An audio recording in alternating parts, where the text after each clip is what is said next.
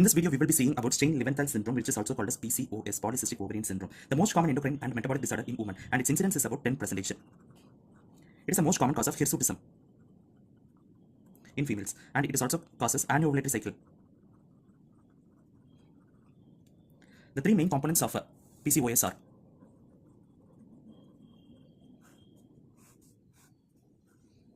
there will be increased androgens, ovulatory dysfunction, and polycystic ovaries. The cysts or polycysts are unruptured follicles in the ovaries. Females at the high risk of PCOS are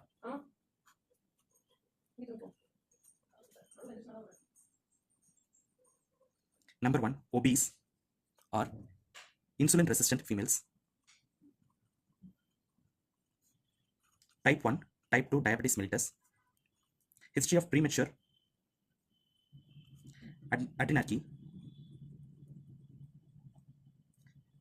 ethnicity such as Mexicans or Australians, South Asians, history of first degree relative with PCOS, the drugs that leads to anti-epileptic drugs that has high risk of PCOS is valproic acid. Valproic acid leads to androgen synthesis in ovary. Now let us see about the pathogenicity of PCOS. Main etiology is increased androgens produced by ovaries. Second point is main pathological site of PCOS is ovary. Normal androgen level is less than 70 nanogram per deciliter. The levels of androgen increases but never greater than 200 nanogram per deciliter.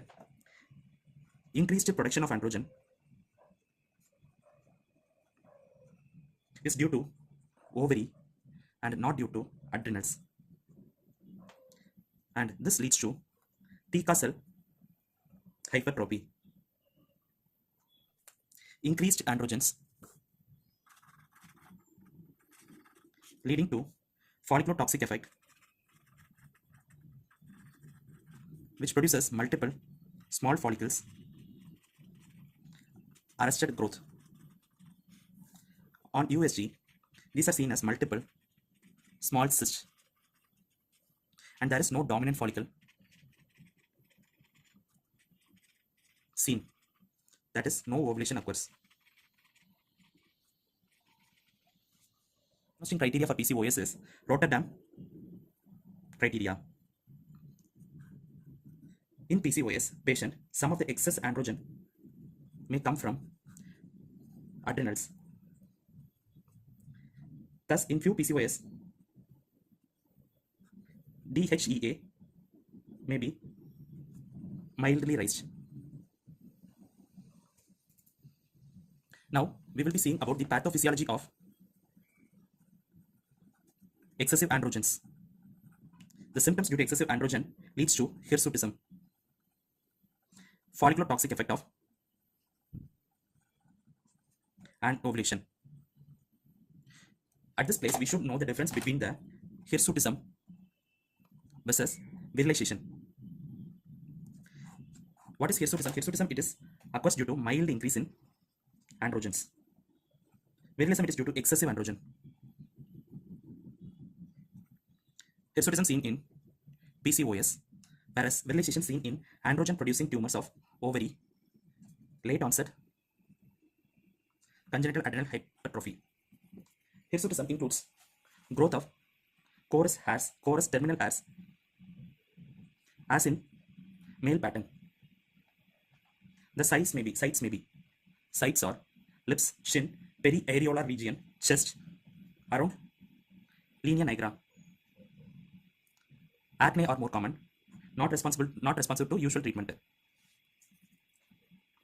Alopecia. Now, in virilization, it includes clitoromegaly,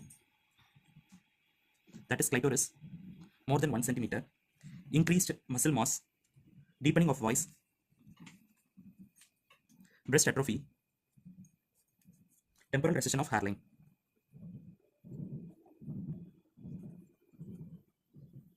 Hirsutism. Hirsutism, it is scored by modified Ferryman-Galway score. 9 sites to be checked.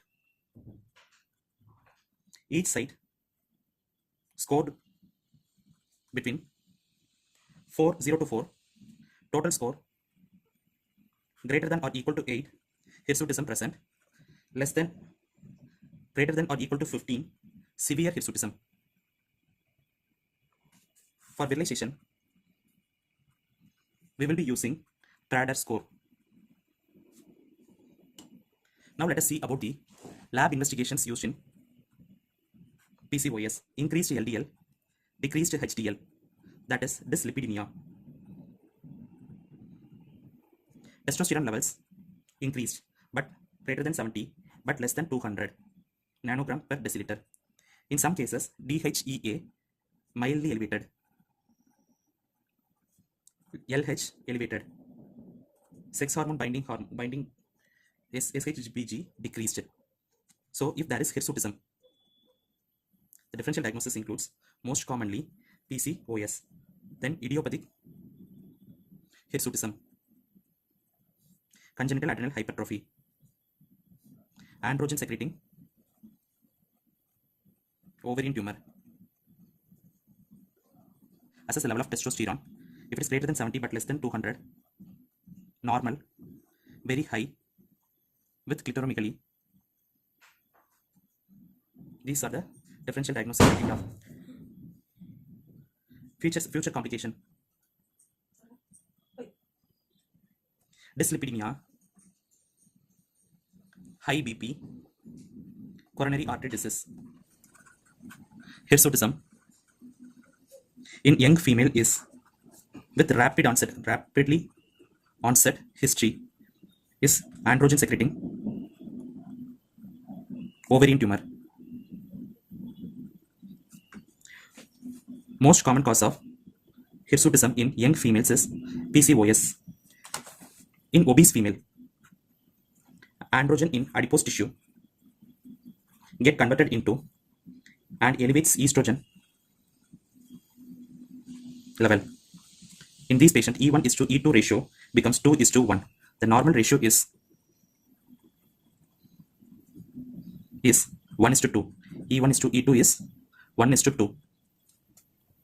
In this patient with obese PCOS with obese individual, they may end up with complications such as endometrial cancer, ovarian cancer,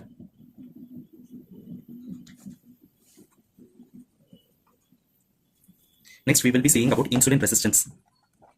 Insulin resistance, it is seen in 50 to 80% of patients. Further, it stimulates the TCA cells and this produces androgen and it adds to dyslipidemia.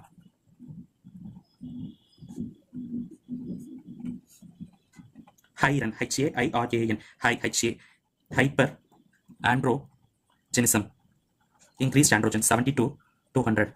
IR, insulin resistance, AN, acanthosis nigricans. It is a clinical manifestation of insulin resistance syndrome.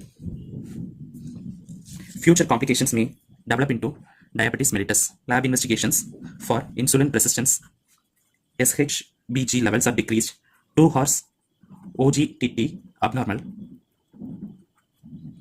Effects of anovulation. What are the effects of anovulation? Anovulation, it leads to infertility due to anovulation. Second one is amenorrhea or oligomenorrhea. No corpus luteum formation, thus decreases the progesterone level. Therefore, it may lead to oligomenorrhea or amenorrhea. Third one is menometrorrhagia. In obese females, it is seen in obese females, increased estrogen proliferates endometrium, and low levels of progesterone unable to support the endometrium. Anovulation has decreased the level of progesterone and ovulation decreases the level of progesterone. So, even if conceived, there is a high chance of abortion. And also, there is poor endometrial receptivity, obese PCOS and thin PCOS. At first, insulin resistant, it is present in both the patient. Amenorrhea, it is more common in thin patients rather than that of obese patients. Oligomenorrhea and menorrhagia, it is more common with the obese patient, and in thin PCOS, menorrhagia is not seen. Estrogen levels are high in obese patient, normal in thin patient. E1:E2 ratio, it is reversed in obese patient, it is normal in thin patient. Diagnostic criteria, Rotterdam's criteria, any two of the following three should be present to make a provisional diagnosis of PCOS. Number one is increased androgen level. Biochemistry, in biochemistry, hyperandrogenemia as hirsutism,